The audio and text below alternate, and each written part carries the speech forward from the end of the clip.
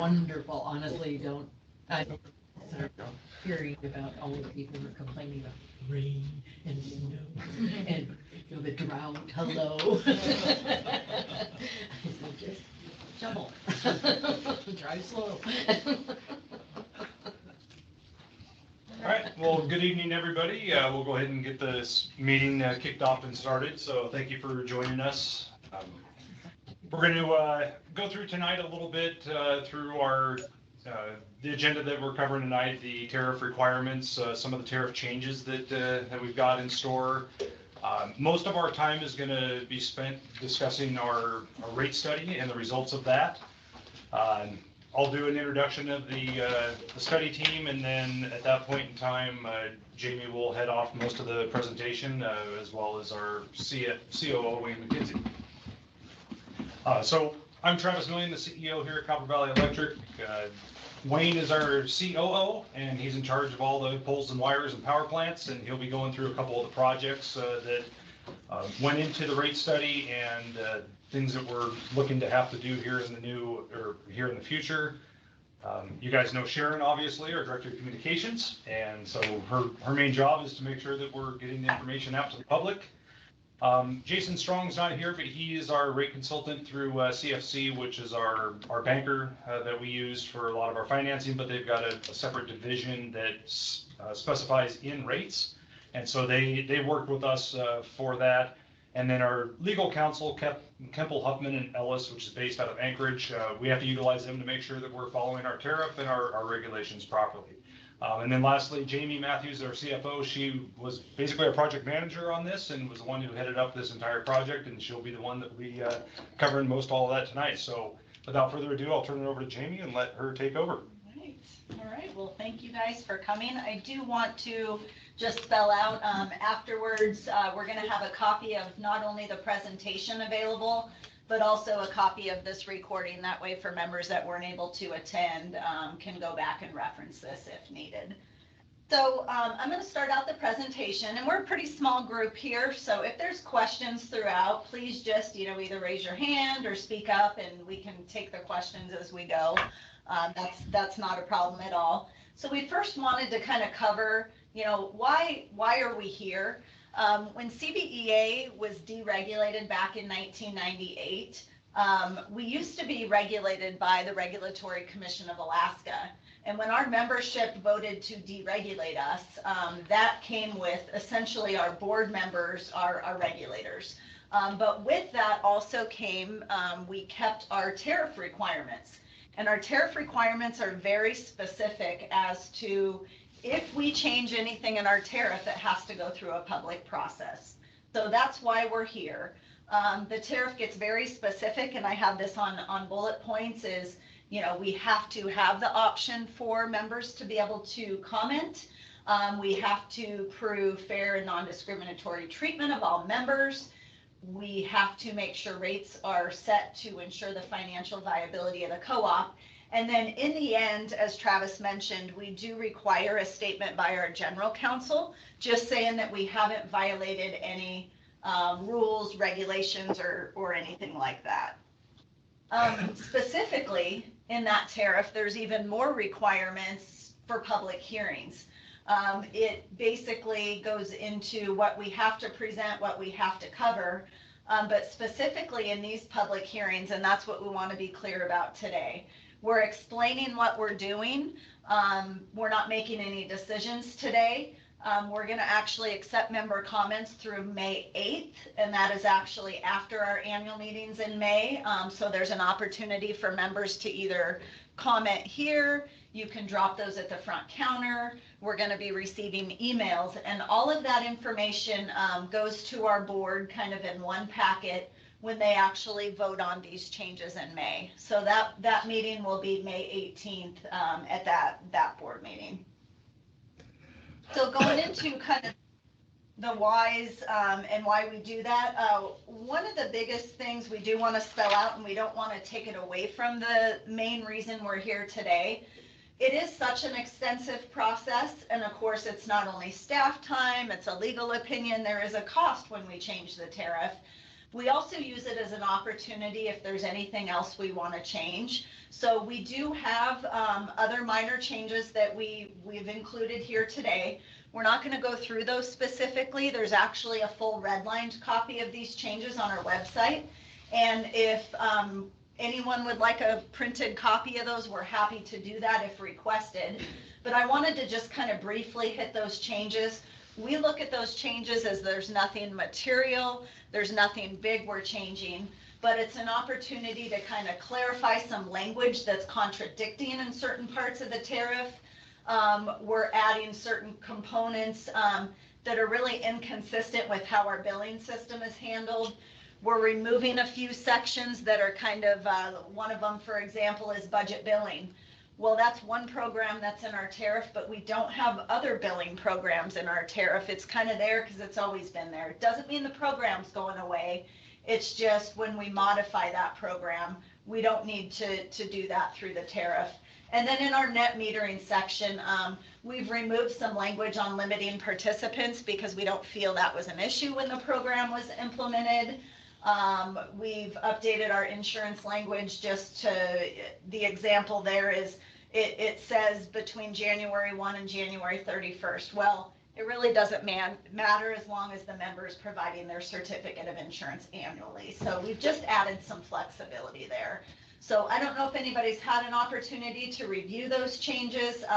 Again, we don't see those as major. I'm not going through those line by line, but if you have the opportunity after this meeting to look at those, and then again, come back with questions or clarifications, we're happy to do that. So the main focus why we're here today, of course, is changing rates and updating those. So we first wanted to start just on a little bit of the education process on what is a rate study. This is something that all utilities, whether you're regulated or unregulated, should do a rate study. It's prudent to do a rate study every 3 to 5 years. And this essentially makes sure that what rates we are charging are consistent with doing prudent maintenance practices, that we're financially keeping the co-op healthy, which of course is the chief financial officer. That's my main responsibility. And make sure that we're planning to ensure that we have not only meeting our financial equity management plan and targets set by our board, but that we're going through that process to ensure rates for the members. So there's really a 3-step process. First, we find out how much. Again, we do that through our long-term planning. We factor in any plant additions, any maintenance we need to do, capital credit retirements. So that's kind of the first step, is how much do we need? And we're going to talk a little bit about that later, because Wayne's going to highlight some projects that we have coming down the road. Next, we go through a cost of service. Who's paying, and is that appropriate? Our consultant takes all of our financial data and looks at that by rate class and determines if there's members that are paying too much or members that are paying too little, and kind of, is it fair and equitable? And then the third part is design. And that really comes down to the co-op. Over the years, and we'll talk a little bit about the history, is we've tried to simplify our rates. And one example is making fuel. Fuel used to be embedded in our other rate components, and now it is a 100% separate rate component. We don't mark it up. It is a pass-through from our fuel supplier. So we have that ability to design our rates for how we feel it's sufficient to explain to our members. So these were the 3 steps that, again, we go through every 3 to 5 years. We're going to talk about in a little bit when CVEA's done rate studies and kind of what we've done. One of the first really important things before you even start a rate study is, what is our goal? What is our goal of the rate study? Our board actually meets with our consultant to determine what these goals are going into the rate study. In general, as I mentioned in the 3 steps, you want to make sure that you're meeting your financial, your operating needs, and you're making sure the members are paying the right bills. This time around, and we're going to talk a little bit about that later in the presentation, we were asked to evaluate unified rates, so that's a component we're going to talk about. And then the final component is simple and easy to explain to the membership. So when we pulled that fuel component out, that's an example of simple and easy to explain. So next is components of a member bill. So one of the things we really want to relay and kind of put a little bit at ease for members is when we're talking about what we're changing today, is we're changing about 25% of what total revenue you pay. So this graph represents components of a member's bill. And what the yellow represents is our G&T charge, which stands for our generation and transmission. So this is the cost to make power. This is the 45% is the yellow. That is for CVEA's 5 power plants. That's our diesel plants. That's our cogeneration plant, and that's our 2 hydro facilities. So if we were a normal distribution co-op that is down in the lower 48, they would buy that power from a power supplier. Well, CVEA is our own power supplier, but we keep those costs separate because it's the cost to generate power. So that's the 45%. The 33% is purely fuel. Our fuel's a little less, I wouldn't say complicated, but we have the cogeneration project. So you have a fuel charge on your bill offset by a heat credit. We net those together for the red, which is 33%. So what's left in the 25% is essentially our poles, our wires, our support for linemen, support for administration, some of our interest costs, our depreciation costs. So that's really the component that we're here today talking about with you. That I think has been a little misleading because essentially some look at the rate and see what it's going to, because that's what we're having to change. But in reality, the total, we're going to talk in the end what the member impact is, but we just wanted to kind of clarify, and we'll remind a little bit as we go through, you know, that component that we're looking at. So I wanted to talk just before we dive into the results, which I know is what everybody's waiting for. I mentioned a little while ago that, you know, it's prudent to do a rate study every 3 to 5 years, or when there's a major change. If we had a big load coming on or off of our system that would impact our revenue, it would be prudent to do this again and to look at it because, you know, you essentially, CVEA can only get revenue from one place, and it's our members. Really, we can get it from 2 places, our bank, but the members have to pay the bank back. So it's essential to go through and just make sure you do that rate study again if there's a change. Thankfully, CVEA hasn't had a lot of big changes like that, but it's important to look at that. I wanted to go back a little bit in history. So if we look at this 25% that we're changing, we haven't done a real good job at adjusting these rates. I think that's one thing we've acknowledged as a staff. When we got out of deregulation in 1998 is when the official date, we did a rate study in 1997 on this base component. And actually at the time, we reduced rates. And that was part of the history. And that's another story I'm not going to go too far into is, you know, that's essentially why we got out of being regulated by the Commission of Alaska, because we were wanting to decrease rates and it was taking too long. And so we thought if we could be our own regulating body, that's something we could react to for our membership a lot quicker. So in 1997, we actually reduced rates. 14 years later, yes, it was 14 years, in 2011, we had an overhaul to our rate structure. We didn't really change our rates, but what we did is we made our rates look different. Part of because that's when the G&T rate came about, and we pulled that component out of the rates. And essentially that was because we knew Allison Creek was coming online. So we wanted a mechanism to be able to include those additional power plant costs. So in 2011, that's when we made that change as the G&T rate came about. We also clearly pulled fuel out. So again, with the goal of trying to simplify our rates and explain it to the membership in an easy format. That's the change we made in 2011.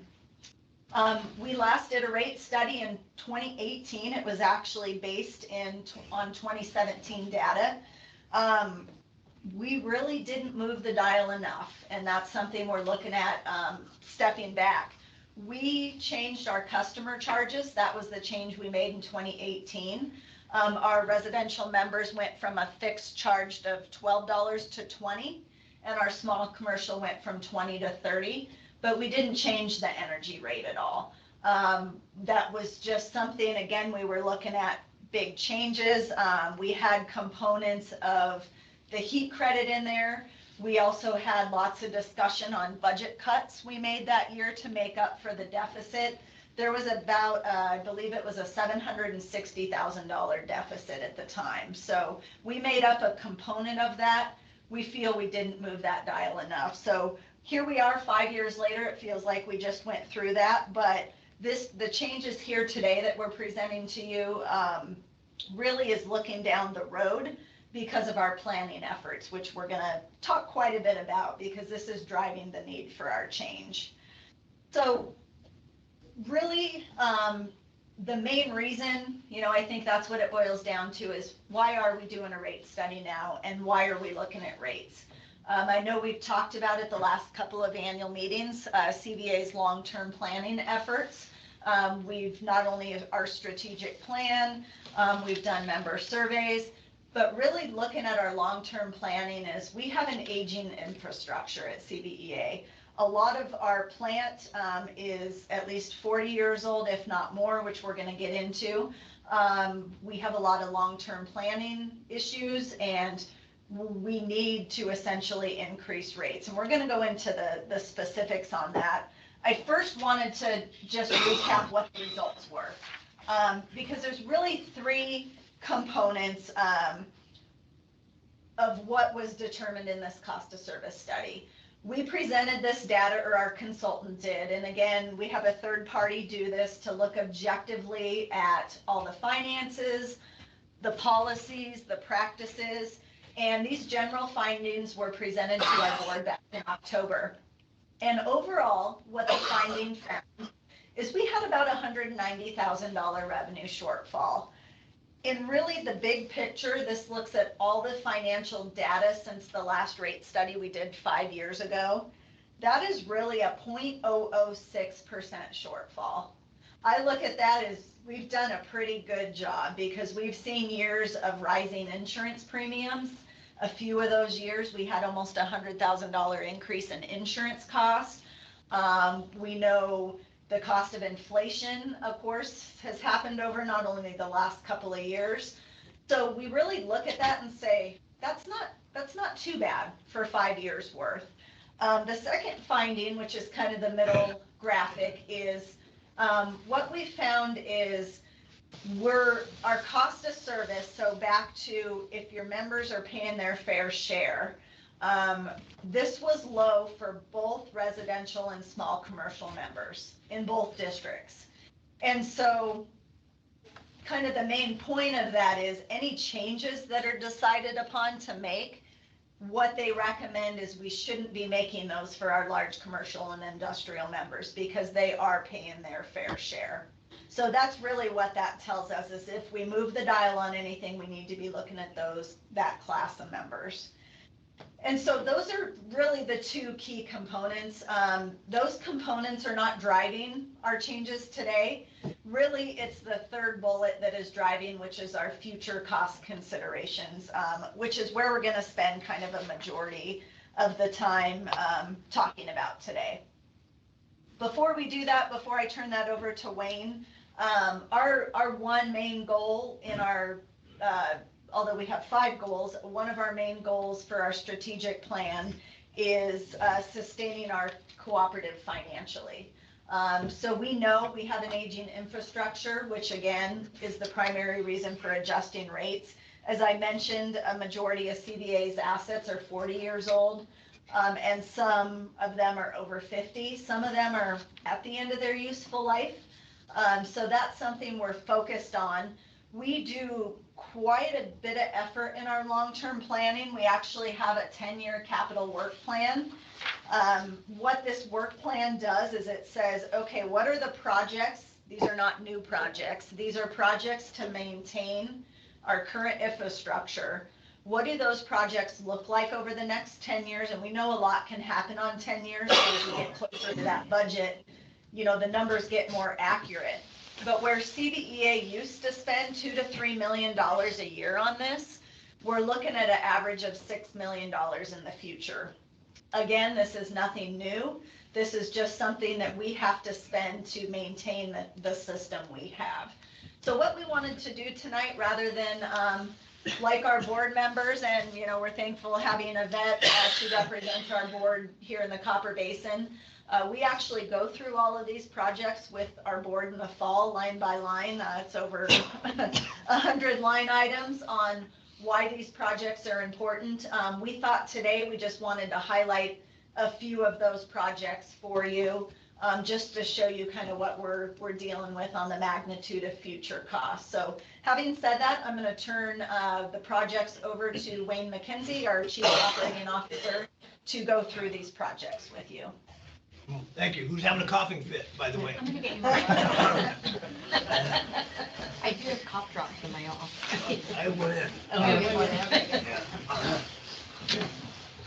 So, apologies. I had a cold last week over it, but my voice is still recovering.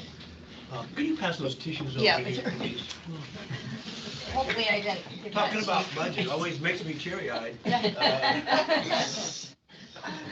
I'll let them know. Thank you, Jamie. So I'm going to take us through our bigger projects and what's driving them and what they are, and that should paint a picture and open to questions while I go through these. So the first one here is the relocating the Solomon Gulch substation. It's a $5 million project. And I don't know if you can tell in this picture here, but the hatchery is at the top, and then down at the bottom is the powerhouse. And over at the right, you can see where there's a square and a switch building and transformer. That is all new equipment. The substation right now is actually on the powerhouse. And if you were building that plant today, you couldn't get it permitted to build it on the powerhouse. It's a bad place for it, but back in the day, there was reasons they did it. So that equipment is actually over 40 years old, and it is due to be replaced. We're having some issues with it, and rather than replace it up on the subdeck, the whole thing needs to be moved anyway, and so we're building a new substation. The parts. I'm sorry, are you building a new switch building? Yes, it's Okay. so the switch building and the transformer pad and the distribution is all part of the substation. Okay. One of the reasons that this substation needs to be moved is that it's kind of hard to see in the picture, but there are transformers up there with over 1,000 gallons of mineral oil, and there's other components that have mineral oil. And if they have a leak, they're contained to that area. And we have a oil water separator to keep that from going into the water. But if there's a fire, that whole containment area contains the oil from all those transformers. So that oil that caught fire would burn all the transformers, all the components, destroy the oil water separator, and end up in the bay. And so there's a reason you couldn't get that permitted today. Mm-hmm. We monitor it very carefully. We take care of it. We do everything we can to make it reliable, but it needs to be replaced, and to do that, we need to move it to. The other part of that is, if you're an insurance company and you look at this, our insurance company says, we don't really want to insure this, right? At some point, they're going to say, we're not going to insure it. And so we would have to self-insure it. And so if there was a major fire and it destroyed the plant, lost productivity, Copper Valley Electric would have to pay for all that. And so, we're gonna move it before the insurance companies say it won't insure it.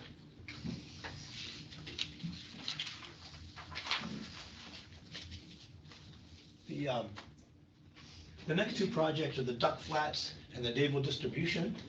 And up at the top, it's kind of hard to see, but there's a red section called Duck Flats. Right, so in Valdez, in the city proper here, there's actually only one power plant. It's the Valdez diesel plant. And it provides power to the whole city. And so that Duck Flats area, if you follow that line all the way around to the other side of the bay, that allows the city of Valdez to get power from all our other power plants and even from Glen Allen. It also allows the power in the diesel plant to go this way if we need it, right? So all that line is 40 years plus old. We're already having some failures on it, some components, and we've had to take it down to make repairs. And so it needs to be replaced. And the big issue here pressing on us is that in the summer with the fish processors running, the Valdez diesel plant is not sized to carry all of the city and those fish processing plants. And we didn't do that on purpose. It would be, tens of millions of dollars to do that. So that's why we have this line, and that's why we need to maintain it. If we go down towards the bottom, you can see some other red lines, the Solomon, Petrostar, Switch Building, Dayville Road area. So those two red lines, they're very similar to the Duck Flats in that they're same vintage. We're seeing failures on them, and we need to replace them for similar reasons, to be able to get all that power out all the way up to the Copper Basin and over to Valdez, and vice versa for that area. So, any questions on that? So we're replacing lines Replacing lines and poles. and poles, Yep. longer life. And we've already, on that bottom section, there's already some lines. If you go over to Dayville Road, you can see those the fiberglass poles. Yeah. Yep, so we've already done, portions of this project. All right.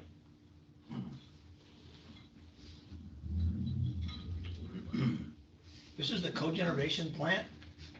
On the right is the actual engine, and then on the left is the building, that yellow building. That engine is inside there. So that is our primary source of power all winter long. And that engine has to have an overhaul ever so often. And the manufacturer, actually, it's 30,000 hours. And so if it runs 24 hours a day, 7 days a week, you do the math, it works out, since we only run it half a year, it's about 6 years. And if you maintain it just right and do some other things really well and let them inspect it, they'll actually let you run it up to 34,000 hours, which we did and we do. So they granted us 34,000 hours, and that's going to carry us out into the summer of 2024, and this engine will be overhauled. So the way they overhaul this engine is they will come in, and my staff will help them. They will take this engine out, and they will put another engine in that looks just like it, that's been completely overhauled and refurbished. They will take our engine back to the factory, and they'll take it apart, tear it down, and we'll get credit, as a core. We used to do the maintenance back in the day. And so where I'm going with that is, if we did not take it out of service when they tell us and do the overhaul, and we start having major issues with it, when we send it in to get our core charge, we don't get, much money back. So instead of costing about $1.5 million, it would be about $3 million. So, but yeah, that is the cogeneration plant, and it's due for an overhaul. Any questions on the cogen plant? Okay.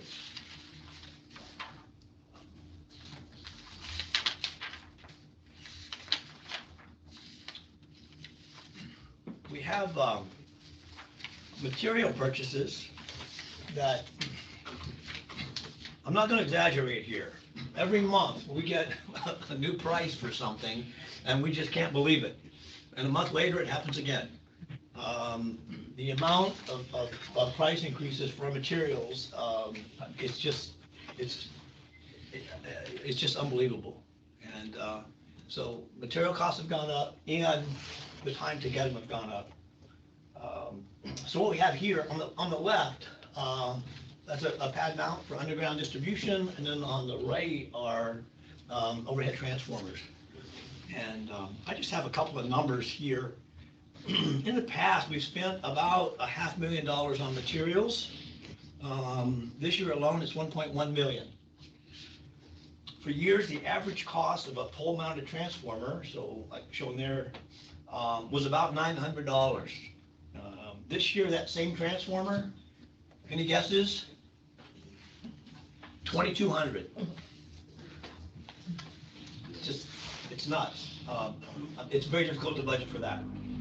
Lead time for transformers, as I mentioned, typically is 12 to 24 months. Now for domestic transformers, it's 48 months.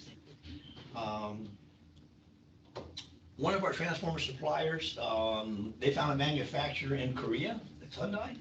Hyundai, and they have shorter lead times, and also they're half the cost of domestic manufacturers. And those transformers, that first order is due here this spring. One of the, When was that order? I mean, to get it this spring, did you order 2 years ago? no, it was ordered last year, but Okay. yeah, yep. We're gonna be saying that next year, aren't we? So these transformers, we have to keep this in stock, one for new customers, and also we do have failures. Transformer failures are rare, but we have to keep some in stock. And so if we don't replenish them, you know, we could have people, new members, they want power, they want to upsize their power, and we can't do it. So we have to maintain these, and but yeah, there's the price increases. A crow flies into them, sets them right off. Yes, Was yes. it right? You're out. Yes. Exactly. Any questions on material purchases or costs or any of those things? I would just add to, Wayne, I mean, I'm sorry, what's that? I would just add, I know, you know, this is something staff, you know, we're challenged with, and that's something every year our board approves a budget and we have to maintain within. So some things go over and we have to look at what we can't do because you only have so much revenue. Not only transformers, I know our manager of operations came to me today and we were talking about more on the commercial side, but a 1,500 kVA transformer, what he was saying used to be 25,000 is now 125,000. And so, you know, having those discussions on, you know, what do you do? This 1.1 this year was a result of not only that Korea order, transformer order from last year, and I believe transformers we ordered 2 years prior. And so it happened to be they all were coming in 1 year, which we hope we're going to get them, but it's definitely a challenge that it's really hard to factor in, and we don't, supply increases and inflation and all of that into our rates. You know, fuel's one thing. We all see that when we go to the pump and the cost of fuel up or down, or in heating fuel, but it's really a challenge when, you know, we have to deal with this, because if it ends up way over budget, there's something else that's not able to get done because we only have so much money. So it makes it very interesting. Anything else to add? Did you have anything to add on? No? All right. Okay, so we're gonna get into then, Jamie? yeah, go ahead. All of these projects are gonna be done this year. Can we go backwards through the slides, please? Jamie, let's go back to Solomon. Yep. And it's a good question. I'll walk you right Okay. through. Okay. So this one is started last year, Right. and we expect this to be wrapped up this year. This year, okay. Wrapped up and on the line? Pardon? Wrapped up and on the line? Wrapped up and on the line, yep. Okay. Gonna try to do the transition from the old one to the new one late this year. That's the plan. And that will be next year's. We have to get the engineering and, done this year and all the materials ordered. And then the actual construction would be in 2024. That area across the duck flats there concerns me. You got the permits in place, Being worked on, being worked on. yeah. Yep. That scares me. It is a concern, it is, for sure. We've had some good luck, Okay. and, but yes, you're right to be concerned. That might, yes, the permit might be, building in pads, putting our poles up, tearing the pads back out. Yeah, it could be very involved. So Yeah. that might not be the right number. I can't disagree with that, that's right, yes. So, the big thing on the lead time is getting those parts ordered now, so they'll at least be here then. And then this engine is running right now, and, it'll be shut down as scheduled in the latter part of, April, and then it'll run next year, and then 2024, July 2024 is when that overhaul will take place.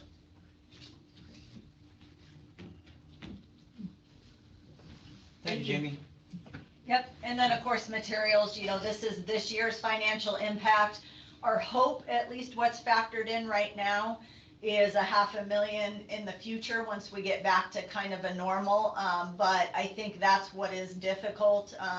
And some of the conversations we've had with our board is we need to limit ourselves on that 6 million average a year, because it's hard to plan rates otherwise.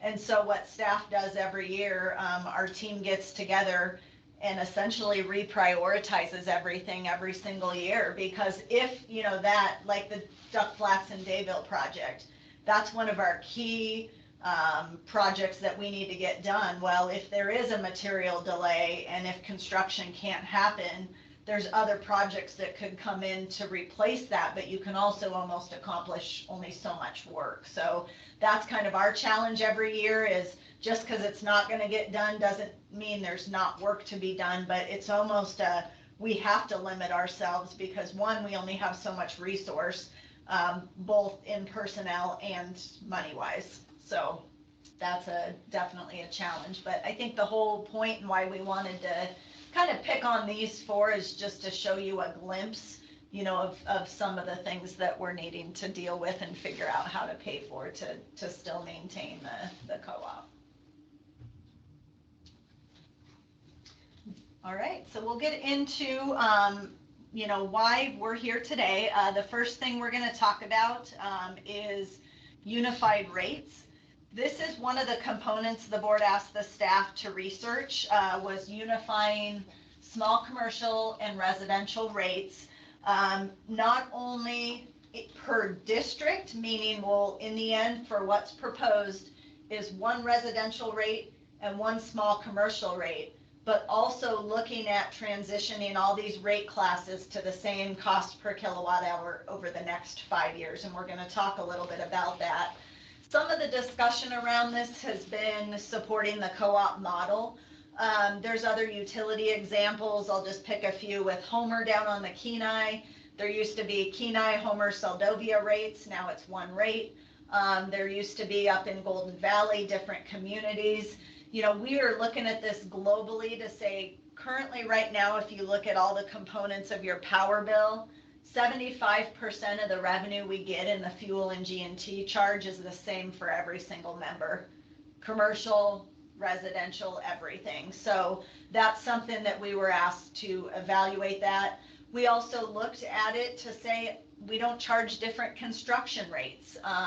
There's some members that are an hour away from the nearest warehouse and some that are 5 minutes. So those are some of kind of the thought process behind why we were asked to look at this. So really it boils down to, how does this impact me? We're going to first go over our residential rates, and I'm going to kind of explain this graph. To the left is cents per kilowatt hour, And then at the bottom is where current rates are, and then rates that are being proposed right now over the next 1, 2, 3, 4, 5 years. I do want to point out, 5 years is a long time, and this is a question that was asked, on our board. Does that mean we can't change this? Does that mean we can't go through another rate study in a couple years? Let's say we had a big load change. If one of our seafood processors weren't there, we'd have to revisit this right away anyways because of our revenue. So this is something we're trying to look out forward in order to match the costs that we know are coming down the road. So the graph, the light blue line is the Valdez members, and the top line is the Copper Basin members. And so not only what the goal is in 5 years is to get everybody to the 11 cents a kilowatt hour, but what the rate change looks like every single year. So Copper Basin would go from 7 cents to 11 cents in 5 years, and Valdez would go from 5.58 to 11. What does this mean per member? And this is what gets really difficult, and I know we put it on the graph, but every single member, and I can tell you even staff, we are completely different in our usage. What we're calculating on what this cost is per member is an average of $5 to $10 per month, depending what district you live in and what your usage is. We calculate that based on an average usage. What that is, in the Copper Basin, our average kilowatt hour use per month is 370. And our Valdez district is a little higher. The average usage for our Valdez members is right under 500 kilowatt hours. So again, it's really hard to do general, and you're gonna see in the end, we're really trying to push. We run this exact scenario for you or your business that you represent because we want you to truly understand what this impact is for you. Keep in mind, this is one component, and I'm gonna just focus on residential because I know most of the staff in the room and most of our board, and we've had a couple requests come in for members that have inquired, what does this mean to me already? If you look at fuel, G&T rate, and the total bill, it's working out to be about a 4% increase overall. And so I'm gonna show you kind of a screenshot of that sample of, again, what that means to you, but what we're calculating for residential is $5 to $10 a month, depending on what district you live in. So this is residential. If we look at small commercial, of course, small commercial has a little higher usage. Again, this is even more difficult to actually say what is the average member, because not only you have seasonal, you have some members that use more in the winter. You have some members that use more in the summer when we're 100% hydro. So again, it looks different. I think a couple of the small commercial accounts that I ran were a little over a 1% total increase in what their bill would be over year to year. Again, I wanted to spell out the same information as I did for residential. It's anywhere from $9 to $21 a month change, again, depending what district and what year.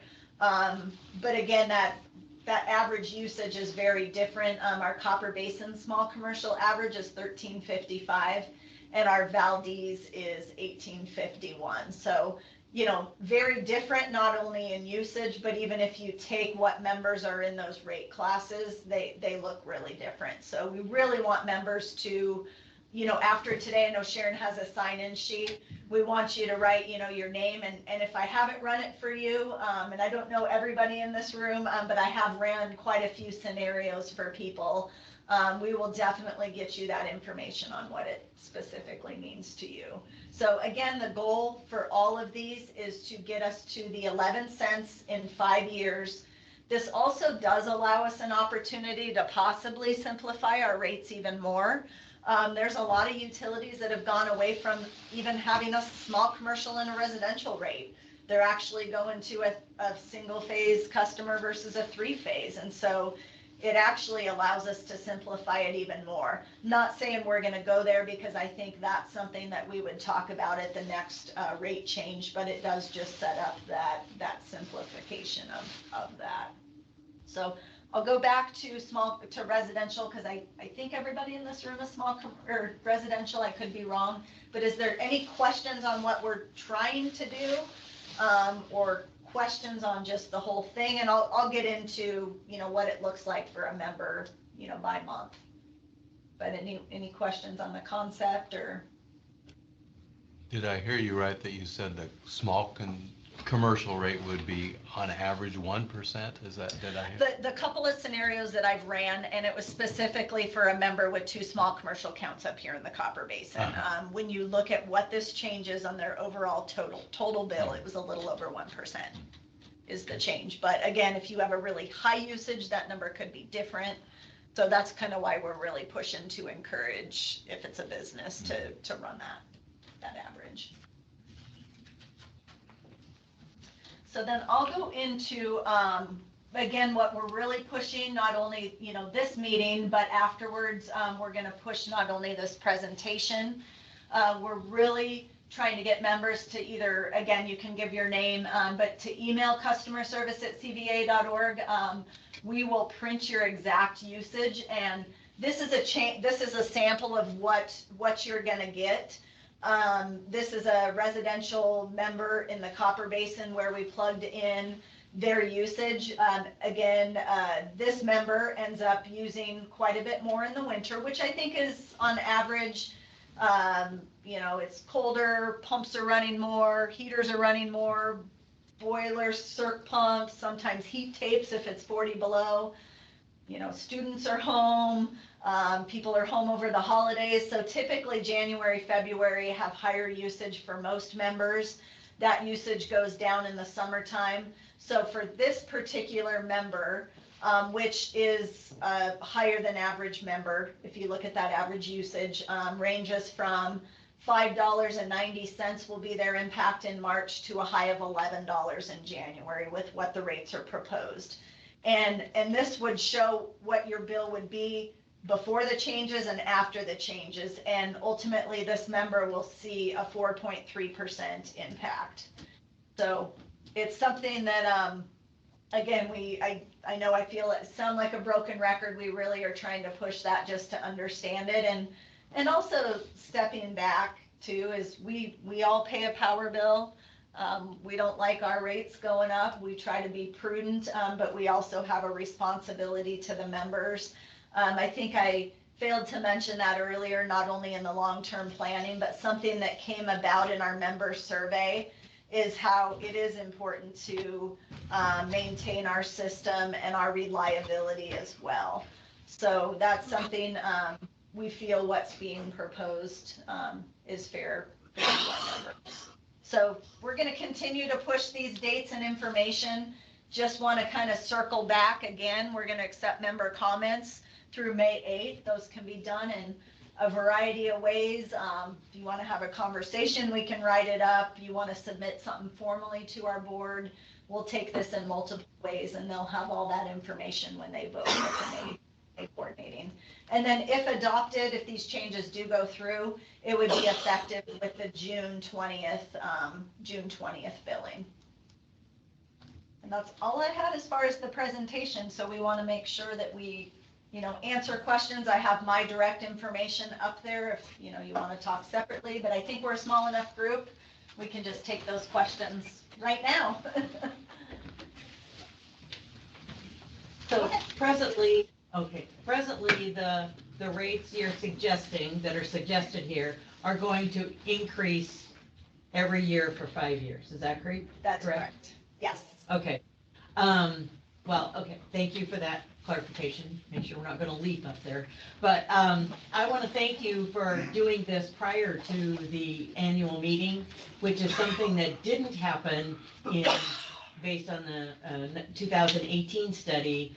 The meeting occurred 2 months later. We had a public hearing. The board had already voted to change it before anybody had anything to say about it.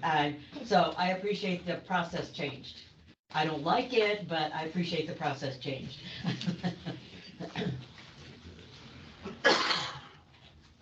If I may, the reason I'm here tonight is because I read your article on the back of the Rural Light, and that scared me. going from 5 point something to 11. That's doubling. That's doubling. For me, that would mean, and I was gone last month completely. That would mean that on a month like that, my bill would have been $400 the way I read it. Is that correct? I don't believe so, because that's again, let's say if you're an average, and we'd have to run your specific usage, but if it's 500 a month, you would take for just that component, your Valdez going from 5.5 to 7.5, let's just round 2 cents. If you used 500 kilowatt hours times that 2 cent change in 1 year, that is a $10 change that month. Okay. So it would be a $10 increase. And again, we're trying to look and I do see that's where it's kind of misleading, because if you pick that one component out, but in the bigger picture, our rates per kilowatt hour were closer to 40 cents a kilowatt hour last month because of that fuel and G&T component. So when we say, we have to do this public process for it, I can see where that's construed as, a little misleading.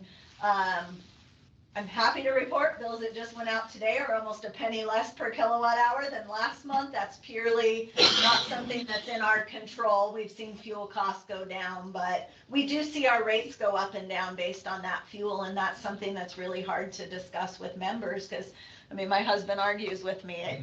Members care about what they write that monthly check for. If you write it for higher, rates have gone up. Well, there's fuel, and we try to explain it, but this component we're proposing, I hope that makes sense in trying to spell it out what your impact would be. But I can run your usage and we can show you exactly by month based on your usage what your estimated increase would be. Okay, well, it's easier to understand it the way you've explained it. Otherwise, yeah, Sharon would be running. We all would be running. So what would it cost? There's a cost to everything. What would it cost to put this information in your bill as a separate sheet to show each member what might happen for that particular month's bill based on these rate increases? What would that do? Is that scary? Yeah, just because we have a different provider, and that's kind of why we're taking the approach of, and Sharon, you could talk about multiple ways we've pushed this out. We're going to actually have a booth at the annual meeting where our billing department is going to take names and information and run that specific usage. Again, this is all before the public comments are due. So we're hoping that, we realize everybody's not online or Facebook or visit our webpage, that we could hit another audience of people for that, as well. So hopefully that would get everybody so they can see their usage. We are post-meeting. As Jamie mentioned, we'll have this and this meeting online. We will be also promoting that.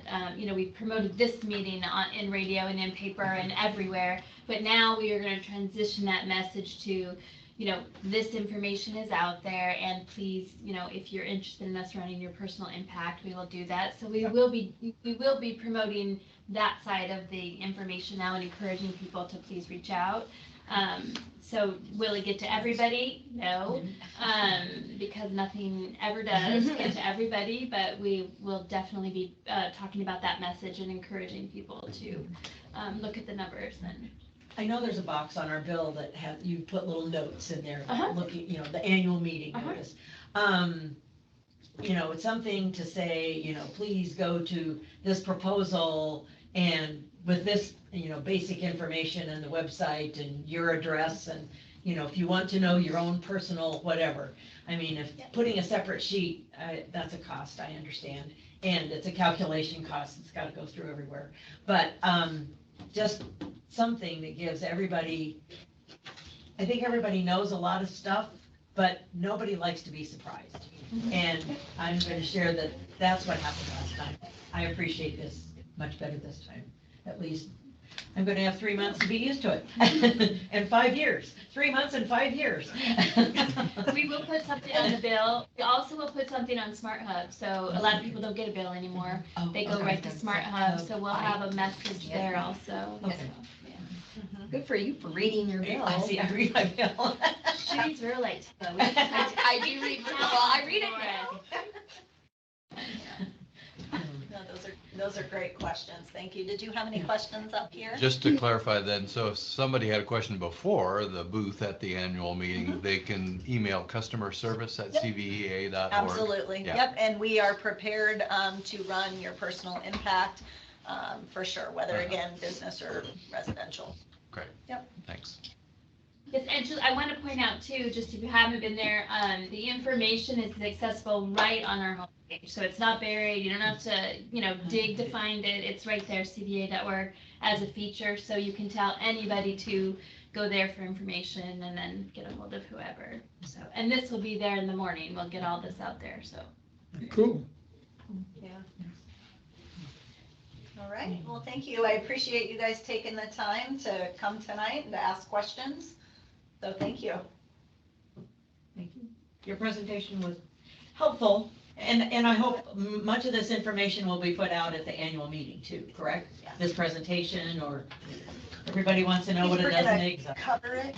Yeah, we'll cover it. We won't go into as much detail in the annual meeting, but we will cover parts of it during the annual meeting for sure. Yeah. Well, it was very interesting. I want to thank Wayne for saying, hey, here's just 2 examples of the cost. And oh, by the way, it's doubled to us, if I'm hearing you right. It's doubled to us in a year. Okay, now as a ratepayer, I can understand why you have to do this. That makes a world of difference too, folks. I'm here to tell you. More information. I'm still crying over it. Sharon, Are if you you want still to- crying? Yeah, don't shoot the messenger, right? Sharon, if you want to get the information, and then tomorrow we'll run specific usage and we'll get that to you, and we can follow up with a phone call as well. Yeah, I think they both signed in. Yeah. Yeah, we did. Yeah. Yes, we did. Okay, Yeah, I'll perfect. get that to you. Okay. I'll get that to you in the morning. Okay, All right, thank you. Thank you. Thank you. Have a good night.